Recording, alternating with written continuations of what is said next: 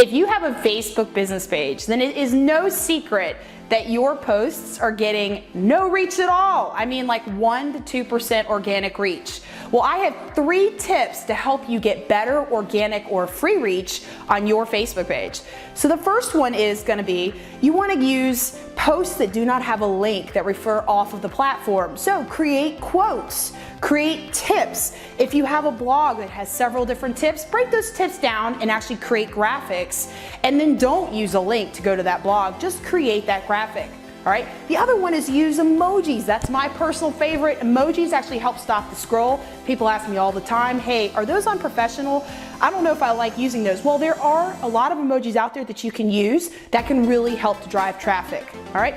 The other one is use video. Use live video, use organic, native video uploaded to your profile. It will help increase the overall engagement.